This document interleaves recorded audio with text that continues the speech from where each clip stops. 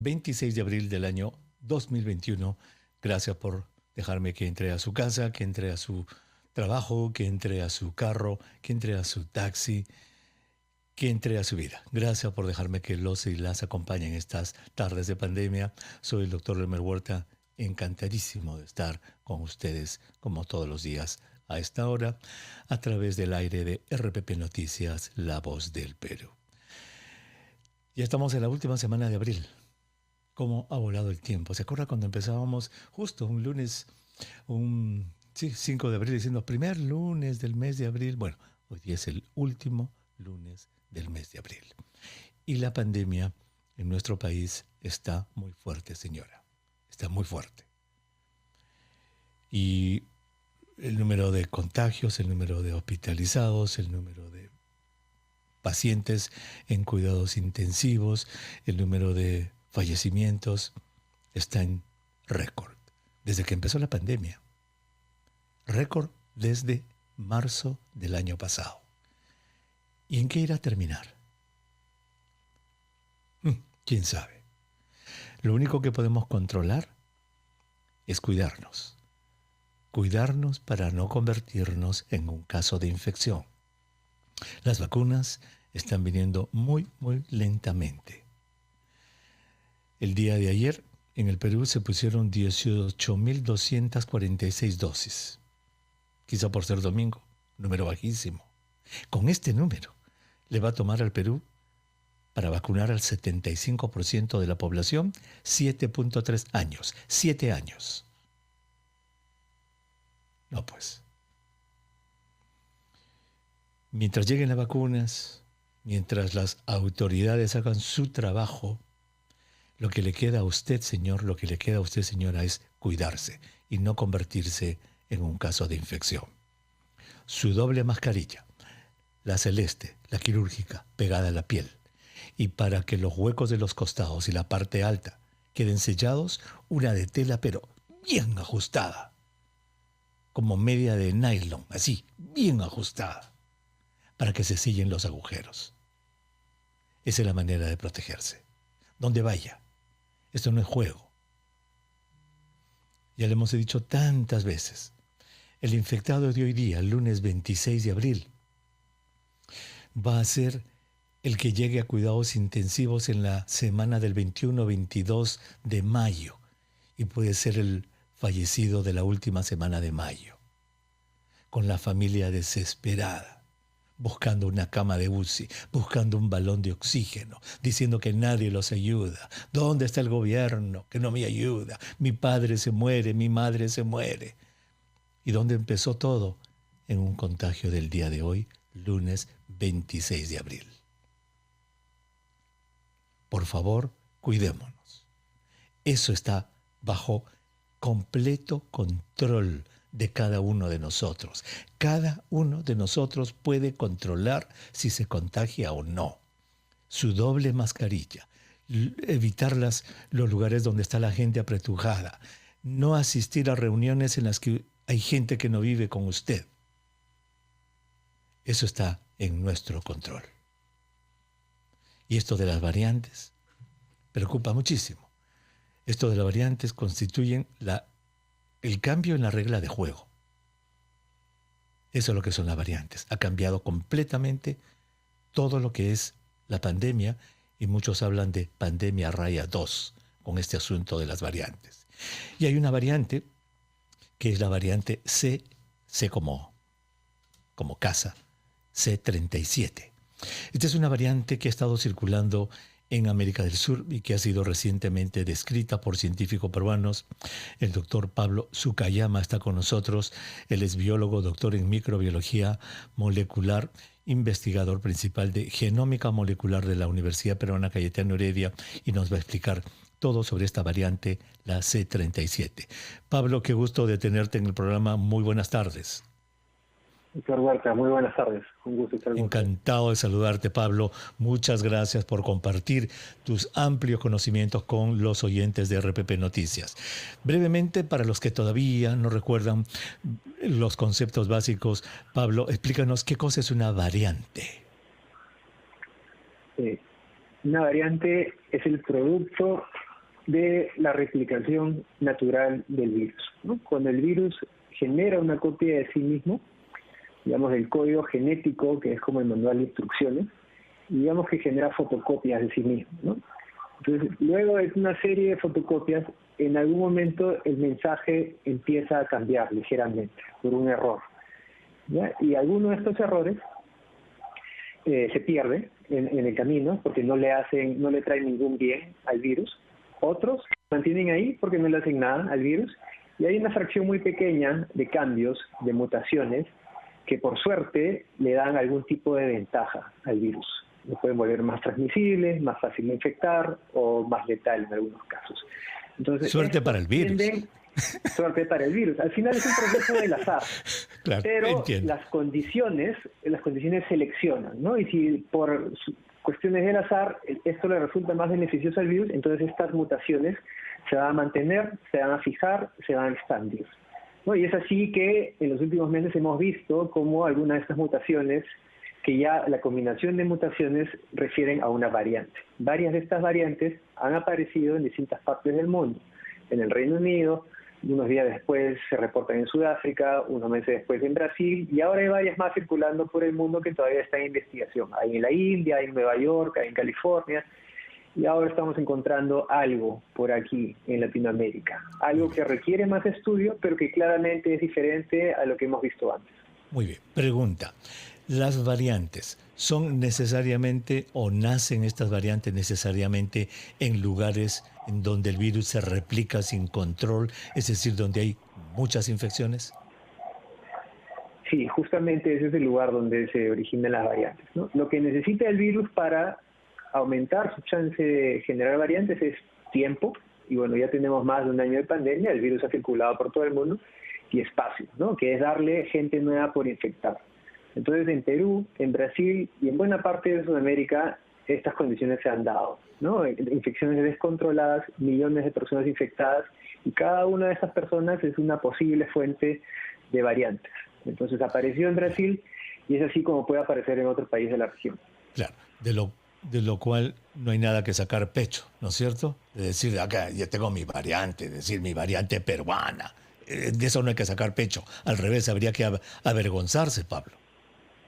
Sí, no, No nada tanto como avergonzarse, pero aquí, ¿no? por lo menos no decir variante peruana.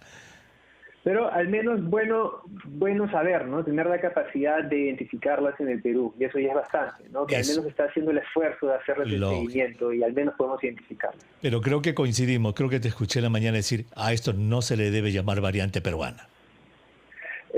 No, uno porque no sabemos exactamente cuál es el lugar de origen.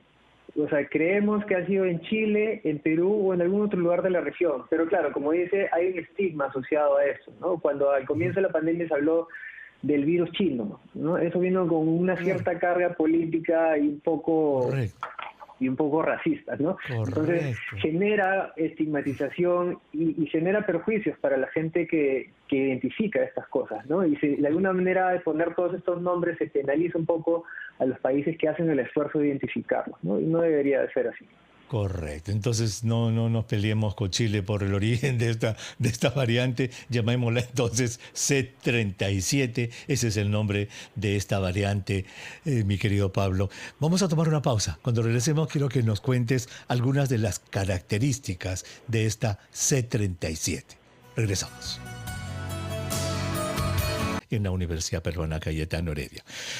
Pablo, ayúdenos a entender esto de la variante, cómo la han identificado, dónde la ubican, qué es lo que se sabe de esta variante y obviamente qué es lo que todavía no se sabe. A ver, lo importante es que no es la misma variante de las que hemos estado hablando en las últimas semanas. No es B1, no es B117 o B1351.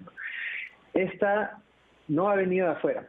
Esta viene de algo que creemos que ha estado circulando en el Perú desde marzo. Más o menos un 10% de las muestras mensuales corresponden a este linaje que es el padre de esta, que se llama B.1.1. Entonces, en algún momento, entre octubre y diciembre, no nos queda claro, pero empezamos a observar que esta ha cambiado en algunas regiones importantes de su genoma, ¿no? Y ha desarrollado mutaciones que son nuevas, pero que ya habíamos visto en algunas variantes de interés en el mundo. Y nosotros normalmente secuenciamos aproximadamente 100 genomas del virus por mes.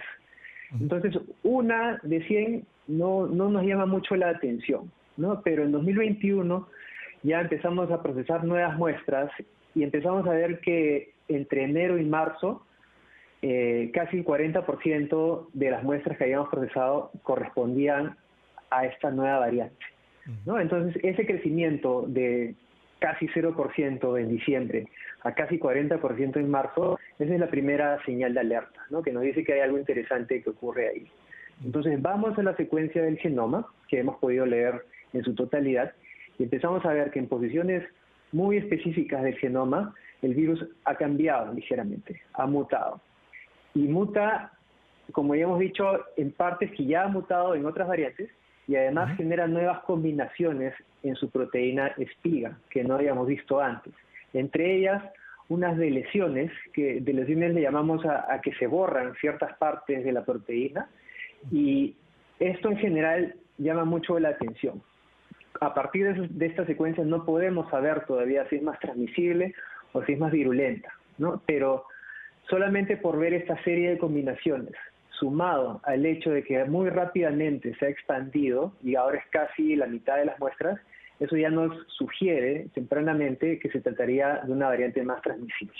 ¿Ve? Ese es el primer punto.